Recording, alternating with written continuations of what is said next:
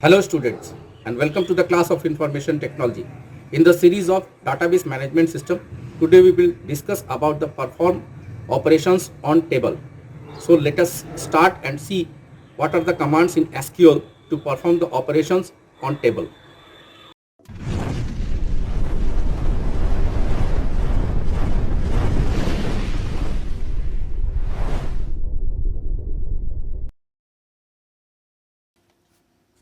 Hello students, and this is session 3 of database management system. Today we are going to learn about performing operations on table. पिछले video में हम लोगों ने table create करने के different options सीखे थे, तो आज हम लोग वेरियस ऑपरेशंस टेबल के ऊपर सीखने वाले हैं। आज जो एसक्यूएल कमांड्स मैं आप लोगों को बताने वाला हूं, उसको आप वन बाय वन देखेंगे और सीखने का प्रयास करेंगे। स्किप मत करें और पूरा वीडियो देखें। In a database, you can define the structure of the data and manipulate the data using some commands. There are two types of languages for this task. जो हम लोग database management system में काम करते हैं, तो उनका database का structure define करना और उनके अंदर डाटा फीड करना, यानी दो वर्क हो गया। एक तो हम लोग टेबल का डाटाबेस का स्ट्रक्चर डिफाइन करते हैं, जहाँ पे हम लोग ये तय करते हैं कि कौन कौन से फील्ड लेने हैं, किन किन फील्ड के ऊपर हमको एंट्री करनी है, और दूसरा काम उन स्ट्रक्चर्स में डाटा को फीड करना। तो इनके लिए दो तरह के लैंग्वेजेस यूज होते हैं, और वो लैंग्वेजेस हैं डाटा डेफिनेशन लैंग्वेज, जिसको शॉर्ट में हम लोग DDL कहते हैं, और दूसरा है डाटा मैनिपुलेशन लैंग्वेज, जिसको DML कहते हैं। Data definition language or data description language is a standard for commands that define the different structures in a database. DDL statements create, modify and remove database objects such as tables, indexes and users. तो यहाँ पे हम लोग देख रहे हैं कि जो DDL है, ये वो लैंग्वेज है जो कि स्ट्रक्चर डिफाइन करने में हमारी मदद करता है। ये स्टैंडर्ड कमांड्स हैं जो कि हम लोगों को टेबल के स्ट्रक्चर, डाटाबेस का जो मेन स्ट्रक्चर है उसको डिफाइन करने में मदद करता है। उस तरह के लैंग्वेज को हम लोग कहते हैं डाटा डेफिनेशन लैंग्वेज। और इस लैंग्वेज के थ्रू हमारा क्रिएट करने का, मॉडिफाई करने का या रिमूव करने का जो ऑब्जेक्ट्स है, डाटाबेस के ऑब्जेक्ट्स हैं, उनको क्रिएट करना, उनको मॉडिफाई करना या उनको रिमूव करना, ऐसे ऑप्शंस किए जाते हैं इनके थ्रू। तो टेबल्स, इंडेक्सेस, यूजर्स, ऐसे एलिमेंट्स के ऊपर ये वर्क करता है। कॉमन DDL स्टेटमेंट्स हैं क्रिएट, अल्टर एंड ड्रॉप। दूसरे तरह का जो लैंग्वेज है that is data manipulation language, जिसको हम लोग DML कहते हैं। Data manipulation language is a language that enables users to access and manipulate data in a database. The goal is to provide efficient human interactions with the system. दूसरी तरफ जो हमारा data manipulation language है, ये हम लोगों को enable करता है, ये हम लोगों को डाटा बेस को एक्सेस करना और उसमें डाटा फीड करने की फैसिलिटीज प्रोवाइड कराता है, जिसके थ्रू हम लोग तैयार किए गए स्ट्रक्चर्स, जो हम लोगों ने DDL से तैयार किया है, जो स्ट्रक्चर तैयार किया है टेबल का, उसके अंदर हम लोग डाटा फीड कर सकते हैं यूजिंग DML। मेन DML का जो मेन एम है वो है कि यूज़र इंटरैक्शंस के थ्रू, यानी कि यूज़र के थ्रू सिस्टम पे मैक्सिमम काम किए जाए, डाटा फीड किया जाए, डाटा को इनपुट किया जाए। Data manipulation involves retrieval of information from the database, that is select statement. ये जो डाटा मैनिपुलेशन है, इसमें ये चार काम अभी दिखाए जा रहे हैं, जिसमें सबसे पहला है retrieval of information from the database, यानी कि जो डाटाबेस में इंफॉर्मेशन हम लोगों ने फिट किए हैं, उन इंफॉर्मेशंस में से जो इन्फॉर्मेशन या तो सिलेक्टेड इन्फॉर्मेशन या सारा का सारा इन्फॉर्मेशन कैसे हम लोग रिट्राइव कर सकते हैं, कैसे उसमें से लिस्ट कर सकते हैं, व्यू कर सकते हैं, उस डाटाबेस के अंदर से इंफॉर्मेशंस को रिट्राइव करना। और इसके लिए जो कमांड यूज होता है दैट इज सेलेक्ट स्टेटमेंट। दूसरा जो वर्क है वह है insertion of new information into the database. Database में जो पहले से इंफॉर्मेशन है वो तो है ही, और नए इंफॉर्मेशंस डालना, नए इंफॉर्मेशंस को इनपुट करना through the insert command. Insert command के थ्रू हम लोग नए इंफॉर्मेशंस को इनपुट कर सकते हैं डाटाबेस में। तीसरा है deletion of information in the database. अगर कोई रिकॉर्ड है, कोई एंट्री है जिसको डिलीट करना है, सपोज कोई रॉन्ग एंट्री है या बाद में हम लोगों को उसको रिमूव करने की जरूरत पड़ती है, तो हम लोग उसको रिमूव कर सकते हैं डिलीट स्टेटमेंट के थ्रू। और यदि हमको उसको मॉडिफाई करना है, अल्टर करना है, इंफॉर्मेशंस में कुछ चेंजेस करने हैं, तो वो हम लोग कर सकते हैं अपडेट के थ्रू। यानी यहाँ पे 4 स्टेटमेंट्स हम लोग देख रहे हैं डाटाबेस के अंदर। सेलेक्ट जो कि इंफॉर्मेशन रिट्राइव करने के लिए यूज होता है, इंसर्ट जो कि डाटा एंटर करने के लिए यूज होता है, डिलीट जो कि एंटर किए गए डाटा को रिमूव करने के लिए होता है, और अपडेट जो एंटर्ड डाटा है उसको मॉडिफाई करने के लिए होता है। तो ये 4 स्टेटमेंट का इस्तेमाल करके, ये एसक्यूएल कमांड्स का इस्तेमाल करके हम लोग डाटा में मैनिपुलेट कर सकते हैं। A query language is a part of DML involving information retrieval only. The terms DML and query language are often used synonymously. तो ये दोनों एक दूसरे के सिनोनिम्स हैं। हम लोग एसक्यूएल की बात करें, हम लोग क्वेरी लैंग्वेज की बात करें और डीएमएल की बात करें, तो ये एक दूसरे के सिनोनिम्स हैं। जो सेलेक्ट स्टेटमेंट है या अपडेट स्टेटमेंट है, तो सेलेक्ट स्टेटमेंट में जो डाटा हम लोग रिट्राइव करते हैं वो हम लोग सेलेक्ट क्वेरी के थ्रू कर सकते हैं। A popular data manipulation language is structured query language. जो हम लोगों को डाटा मैनिपुलेशन का जो कॉमन लैंग्वेज है, जो बहुत मोस्ट पॉपुलर है आज के डेट में, बहुत सारे जगहों पर यूज़ हो रहा है, बहुत सारी कंपनीज यूज़ कर रही हैं डाटाबेस के लिए, जिसको कि हम लोग स्ट्रक्चर्ड क्वेरी लैंग्वेज यानी एसक्यूएल कहते हैं। एसक्यूएल के थ्रू पिछले वीडियो में हमने दिखाया था कि किस तरह आप टेबल क्रिएट कर सकते हैं। This is used to retrieve and manipulate data in relational database. तो यहाँ पे एसक्यूएल का यूज करके हम लोग डाटा को रिट्राइव कर सकते हैं या उनको मैनिपुलेट कर सकते हैं रिलेशनल डाटाबेस के अंदर। रिलेशनल डाटाबेस मैंने पहले क्लास में बताया था, यदि हम स्टैंड एलोन सिंगल टेबल पे काम करते हैं तो वो हमारा डाटाबेस मैनेजमेंट सिस्टम है, but more than one table यदि हम यूज कर रहे हैं और आपस में उनका रिलेशन है तो रिलेशनल डाटाबेस वहाँ पे फॉर्म होता है, और एसक्यूएल के थ्रू हम लोग बड़ी ही आसानी से डाटा रिट्राइव या मैनिपुलेट कर सकते हैं।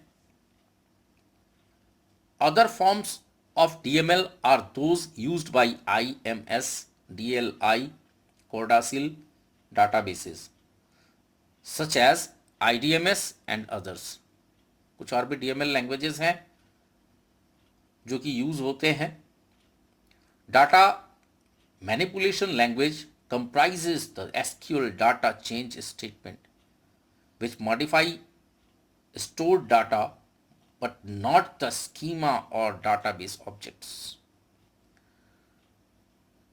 तो डाटा मैनिपुलेशन लैंग्वेज यानी कि एसक्यूएल जो है वो statement, it comprises the data change statements, जो कि स्टोर डाटा को मॉडिफाई कर सकता है, बट उनके स्कीमा जो है उसको डाटाबेस ऑब्जेक्ट का जो मेन थीम है उसको नहीं बदल सकता है। There are 2 types of DML. Data manipulation language 2 तरह के हैं। एक है procedural, where the user specifies what data is needed and how to get it. Procedural में यूजर जो है वो स्पेसिफाई करता है, वो ध्यान रखता है कि डाटा, कौन सा डाटा जरूरी है, कौन से डाटा की जरूरत है, और वो हम लोग कैसे पा सकते हैं, हम लोगों को वो डाटा ऑब्टेन कैसे होगा। Non procedural, the user only specifies what data is needed. This is easier for the user but may not generate code as efficient as that produced by procedural languages. Non procedural languages में user को केवल इतना ध्यान रखना है कि data क्या चाहिए, उनको कहाँ से डाटा लेना है, उसकी चिंता करने की ज़रूरत नहीं है, उसके लिए उनको कोई एफर्ट लगाने की ज़रूरत नहीं। वो केवल ये ध्यान रखेंगे कि उनको किस तरह का डाटा, मतलब वो उनको कौन सा डाटा चाहिए। ये प्रोसीजरल के बनिस्बत आसान माना जाता है।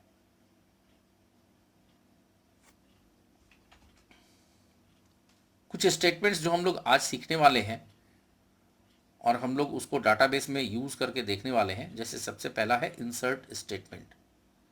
Insert statement is use to add one or more records to a database. The general syntax of the insert statement is shown below. तो यहाँ पे मैं आपको इसको बेस में एसक्यूएल कमांड के थ्रू कमांड को एग्जीक्यूट करके दिखाऊंगा, कैसे हम लोग किसी भी टेबल में इंसर्ट कमांड के थ्रू डाटा एंट्री कर सकते हैं। तो इसका जो बेसिक सिंटैक्स है उसमें हम लोगों को लिखना है इंसर्ट इनटू, उसके बाद टेबल का नाम लगाना है, उसके बाद जितने कॉलम्स में हमको डाटा एंट्री करनी है वो कॉलम नेम्स लिखने हैं, फिर वैल्यूज़ लिखना है, और उसके बाद जो वैल्यूज़ हम प्रोवाइड कराने वाले हैं वो हमको करने हैं। तो आइए इसको हम लोग प्रैक्टिकली एक बार देख लेते हैं बेस के अंदर कि हम लोग कैसे इसको एग्जीक्यूट कर सकते हैं। यहाँ पे हमारे पास 3 टेबल हैं, कस्टमर्स के, एम्प्लॉयज़ के और स्टूडेंट के। तो एम्प्लॉय टेबल एक बार ओपन करके हम लोग देख लेते हैं। यहाँ पे इसके अंदर 3 रिकॉर्ड्स हैं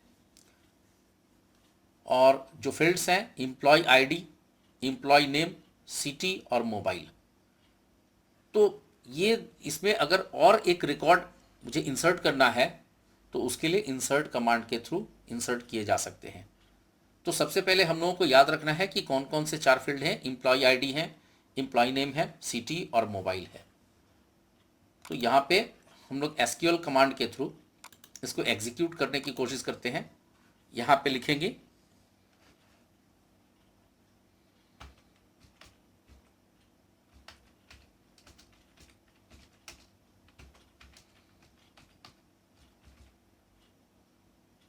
इंसर्ट इनटू एम्प्लॉय,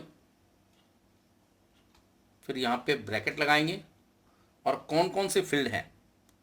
तो यहाँ पे हमारा जो फील्ड है एम्प्लॉय आईडी, एम्प्लॉय नेम,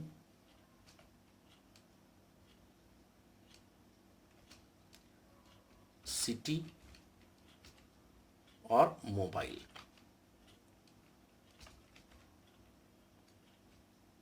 इनके लिए हम लोगों को जो वैल्यूज लगाने हैं तो यहाँ पे हम लोग लिखेंगे वैल्यूज और इसके बाद ब्रैकेट में इनके लिए वैल्यूज असाइन करने हैं। यानी कि पहला जो हमारा फील्ड है एम्प्लॉय आईडी, इसके लिए सपोज यहाँ पे मैं लगा रहा हूँ 201। इसके बाद एम्प्लॉय नेम के लिए मैं यहाँ पे एम्प्लॉय नेम लगा रहा हूँ जॉन। तो ये टेक्स्ट वैल्यू है, इसलिए हम लोगों को इन्वर्टेड कॉमा के अंदर लिखना होगा। सिंगल कोट्स में लिख सकते हैं हम लोग इसको जॉन। इसके बाद सिटी है, सिटी भी वैरकेर रखा गया था यानी कि टेक्स्ट फील्ड है, तो यहाँ भी इसको सिंगल इन्वर्टेड कॉमा में मैंने इनक्लोज किया है। इसके बाद मोबाइल नंबर 9191929593, फिर यहाँ पे ब्रेसेस क्लोज करने हैं। तो ये सिंटैक्स हम लोग देख लें। इंसर्ट इनटू एम्प्लॉय यानी एम्प्लॉय हमारा टेबल नेम है, इसमें जो फील्ड हैं ये ध्यान रखना है, अगर ये फील्ड गलत होंगे तो ये डाटा उनके अंदर फिट नहीं कर पाएंगे हम लोग, ये ध्यान रखना है। और जो डाटा हम लोग प्रोवाइड कर रहे हैं वो डाटा टाइप से मैच करते हुए होने चाहिए। तो हमने पहला field employee ID, employee name, city और मोबाइल नंबर। यहाँ पे हमने वैल्यूज़ के अंदर एम्प्लॉय आईडी डाला, नेम डाला, सिटी और उसके बाद मोबाइल नंबर। यहाँ जैसे मैं यहाँ पे एग्जीक्यूट पे क्लिक करता हूँ तो आप देखेंगे लिख रहा है कमांड सक्सेसफुली एग्जीक्यूटेड। यहाँ जो टेबल में पिछला डाटा है उसके बाद हम लोगों को ध्यान रखना है कि ये जो डाटा है जॉन का, सिटी इनकी इंदौर है, ये ऐड हुआ है कि नहीं, एम्प्लॉय आईडी 201 जॉन इंदौर। तो यहाँ पे इसको क्लोज कर लेते हैं और क्लोज करने के बाद वापस से टेबल को ओपन करके देखते हैं। तो यहाँ पे हम लोग देख पा रहे हैं कि ये जो नया रिकॉर्ड है 201 जॉन इंदौर और ये मोबाइल नंबर। तो यहाँ पे इस तरह से हम लोग टेबल के अंदर डाटा इंसर्ट कर सकते हैं। टेबल क्रिएट कर लेने के बाद हम लोग उसके अंदर डाटा इंसर्ट कर सकते हैं। इसके बाद है डिलीट स्टेटमेंट। तो डिलीट स्टेटमेंट जो है इसके थ्रू हम लोग किसी भी रिकॉर्ड को आसानी से डिलीट कर सकते हैं। Delete statement is used to remove one or more records in a database. The general syntax of the delete statement is as follows. यहाँ पे हम लोग डिलीट कमांड के थ्रू, डिलीट स्टेटमेंट के थ्रू डिलीट कर सकते हैं। तो यहाँ पे हम लोगों को लगाना है डिलीट फ्रॉम और उसके बाद टेबल का नाम, वेयर के साथ हम लोग कंडीशन लगाएंगे जो कि जिस कंडीशन को ये फुलफिल करेगा, जो कंडीशन हम लोग यहाँ पे प्रोवाइड कराएंगे उस कंडीशन के मैचिंग जितने रिकॉर्ड्स होंगे उनको हम डिलीट कर पाएंगे। तो आइए हम लोग इसको एग्जीक्यूट करके देखते हैं। अभी वापस से हम लोग एसक्यूएल कमांड्स में चलते हैं और जो रिकॉर्ड हमने अभी एंट्री किया था उस रिकॉर्ड को डिलीट करके देखते हैं। तो यहाँ पे कमांड है delete from employee where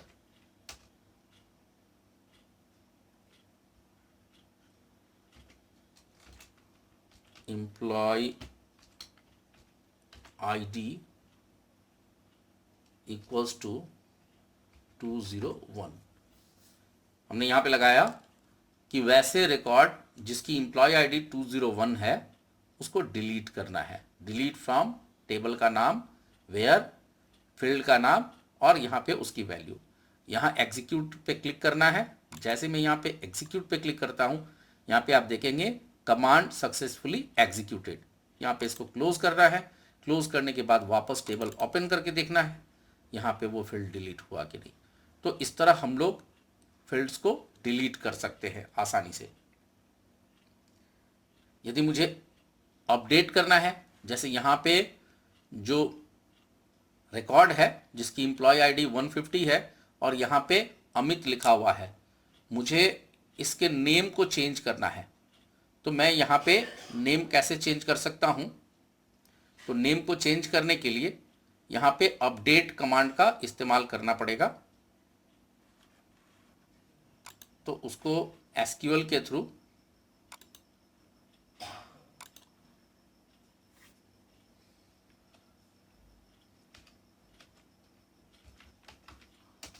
update employ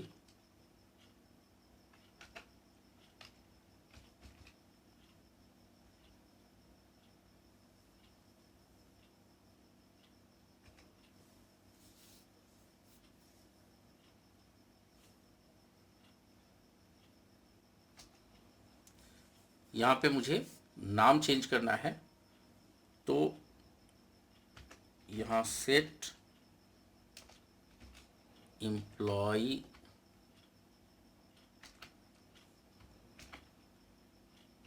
name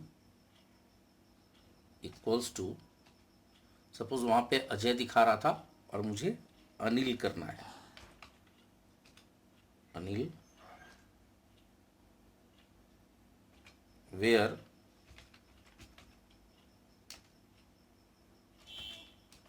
employ ID equals to 150। अब मैं यहाँ पे एग्जीक्यूट पे क्लिक करूँगा तो यहाँ पे देखें कमांड सक्सेसफुली एग्जीक्यूटेड। क्लोज करके वापस से देखते हैं चेंज हुआ कि नहीं हुआ। तो यहाँ पे देखेंगे 150 में यहाँ पे अनिल आ गया और ये जो प्रीवियस नेम था वो चेंज हो गया और चेंज होकर के यहाँ पे जो एम्प्लॉय आईडी है वहाँ पे अनिल आ गया। तो इस तरह से हम लोग मॉडिफाई कर सकते हैं, टेबल के अंदर वैल्यूज़ डाल सकते हैं, टेबल के वैल्यूज़ को मॉडिफाई कर सकते हैं और वापस से टेबल के वैल्यूज़ को डिलीट भी कर सकते हैं। तो ये 3 काम हम लोगों ने एसक्यूएल कमांड के थ्रू यहाँ पे देखा है। इसके बाद हम लोग जो देखने वाले हैं वो सॉर्टिंग, यानी कि डाटा को सॉर्ट करना।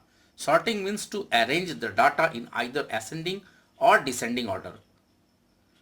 Select the column or columns, then click on sort buttons. The data will be displayed accordingly. यहाँ पे 2 फिगर दिखाए गए हैं, आप देख सकते हैं। अभी स्क्रीन पे जो फिगर है उसमें एक लेफ्ट साइड में है और एक राइट साइड में है। यहाँ पे जो लेफ्ट साइड का है अनसॉर्टेड कॉलम, एम्प्लॉय नेम जो है ये अनसॉर्टेड है, आप देख पा रहे हैं। पहले J है, फिर R है, फिर M है और यहाँ पे एम्प्लॉय नेम को सॉर्टिंग कर दिया गया। पहले J है, फिर M है, फिर R है, यानी जॉन, मयन और रिया। तो इस तरह हम लोग सॉर्ट कर सकते हैं, डाटा को अरेंज कर सकते हैं यूजिंग सॉर्ट ऑप्शन। तो यहाँ पे हम लोग देखते हैं हमारा जो टेबल है, इस टेबल में डाटा को सॉर्ट करने की कोशिश करते हैं। अब यहाँ पे हम लोग देख रहे हैं कि ये जो डाटा है ये एम्प्लॉय आईडी के अकॉर्डिंग अरेंज्ड है। अभी इसको मुझे एम्प्लॉय नेम के अकॉर्डिंग अरेंज करना है। तो जैसे ही मुझे सॉर्ट करना है यहाँ पे क्लिक करेंगे एम्प्लॉय नेम के ऊपर, आप देखेंगे ये फील्ड पूरा सेलेक्ट हो चुका है और सेलेक्ट होने के बाद यहाँ पे जैसे ही ये देखिए सॉर्टिंग के लिए 2 बटन्स यहाँ पे दिख रहे हैं। पहला जो है A to Z यानी कि असेंडिंग की में सॉर्ट कर सकते हैं और दूसरा है Z to A यानी कि डिसेंडिंग में। तो असेंडिंग में पहले सॉर्ट करके देखते हैं, यहाँ पे क्लिक करते हैं सॉर्ट असेंडिंग पे और देखेंगे कि यहाँ पे सबसे पहले अजय, फिर अनिल और फिर रामानुजम। तो यहाँ पे ये जो है ये सॉर्टिंग हो गई है इसकी। अब यहाँ पे एम्प्लॉय आईडी के थ्रू ये सॉर्टिंग नहीं है, रिवर्स हो गया है। अगर मुझे एम्प्लॉय आईडी के थ्रू करना है तो यहाँ पे सेलेक्ट करने के बाद असेंडिंग करेंगे तो वापस से देखेंगे एम्प्लॉय आईडी के थ्रू ये सॉर्टिंग हो गया है। उसी तरह सिटी के अकॉर्डिंग, मोबाइल नंबर के अकॉर्डिंग हम लोग सॉर्ट कर सकते हैं अपने डाटा को।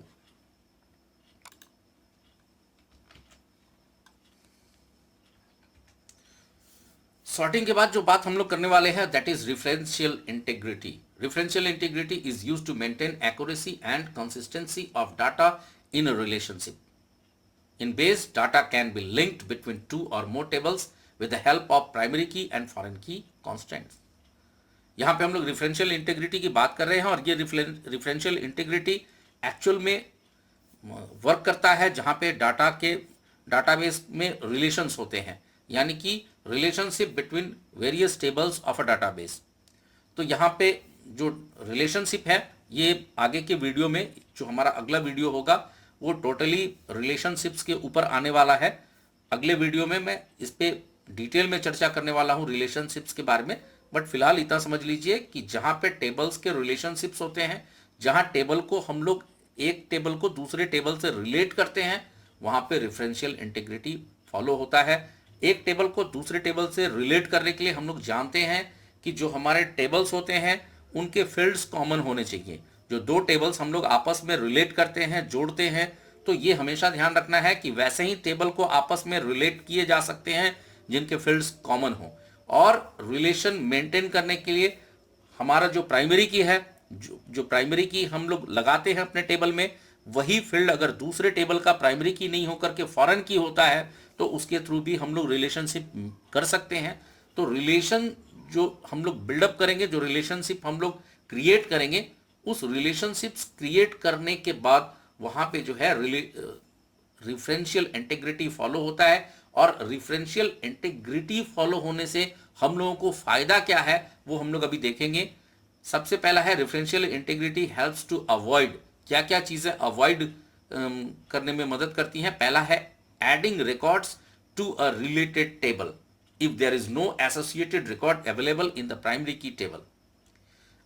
यहां पे अगर हम लोग प्राइमरी की टेबल, जो हमारा प्राइमरी टेबल है, जिस टेबल जो फर्स्ट टेबल है जो कि हमारा प्राइमरी टेबल है और जो सेकंड टेबल है जो कि सेकेंडरी टेबल है, तो जो प्राइमरी टेबल है उसके अंदर जो प्राइमरी की फील्ड के साथ जो वैल्यू लगा है और वो फील्ड हमारा सेकेंडरी टेबल का फॉरेन की है, अगर उन दोनों की वैल्यू मैच नहीं करती है तो हमको डाटा एंट्री करने से प्रोहिबिट करता है।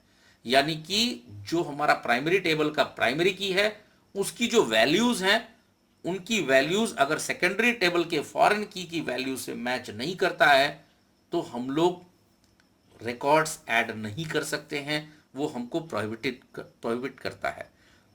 जो हमारा रिलेशनशिप का वीडियो है उसमें हम लोग इस पे बहुत डिटेल में चर्चा करने वाले हैं। Changing values in a primary if any dependent records are present in associated table. अगर हम लोग जो वैल्यूज हैं, जो प्राइमरी की के वैल्यूज हैं, जो प्राइमरी टेबल में है, सॉरी प्राइमरी की नहीं, प्राइमरी टेबल के जो वैल्यूज हैं, उन वैल्यूज को अगर हम सेकेंडरी टेबल में चेंज करने की कोशिश करते हैं, अपने रिकॉर्ड में चेंज करने की कोशिश करते हैं, तो हमारा डाटाबेस उसको प्रोहिबिट करता है। ये जो रेफरेंशियल इंटीग्रिटी है इसको प्रोहिबिट करता है। यानी कि आप प्राइमरी की वैल्यूज, प्राइमरी टेबल की वैल्यूज आप सेकेंडरी टेबल में चेंज नहीं कर सकते हैं। जो वैल्यूज प्राइमरी टेबल में इनपुट किए गए हैं उन वैल्यूज को आप सेकेंडरी टेबल में यूज तो कर सकते हैं बट उनको चेंज नहीं कर सकते हैं। तीसरा है deleting records from primary key table if there are any matching related records available in associated tables. यदि एसोसिएटेड टेबल यानी कि सेकेंडरी टेबल में प्राइमरी टेबल से रिलेटेड कोई फील्ड है तो हम लोग प्राइमरी टेबल के उस रिकॉर्ड को डिलीट नहीं कर सकते। सपोज मान लीजिए रिकॉर्ड नंबर 1 हमारा प्राइमरी टेबल का, प्राइमरी की टेबल का रिकॉर्ड नंबर 1 प्रेजेंट है सेकेंडरी टेबल के अंदर भी, तो यदि वो दोनों ही टेबल में वो रिकॉर्ड्स मिल रहा है तो हम लोग प्राइमरी टेबल से भी उसको डिलीट नहीं कर सकते हैं। तो ये कुछ चीजें हैं जो कि रेफरेंशियल इंटीग्रिटी हेल्प करता है अवॉइड करने में। तो आशा करता हूं कि आज का ये जो वीडियो है, आज का ये जो टॉपिक है, ये आपको समझ में आ गया होगा। वीडियो थोड़ा लंबा हो जाता अगर मैं इसमें रिलेशनशिप इंक्लूड कर देता, इसलिए मैंने रिलेशनशिप को इससे बाहर रखा है और अगले वीडियो में मैं केवल डाटाबेस के रिलेशनशिप्स पे चर्चा करूंगा और डिटेल में करूंगा। जो भी जितने तरह के रिलेशनशिप्स होते हैं उनको विद एग्जांपल मैं डिस्कस करूंगा। So thank you for watching the video.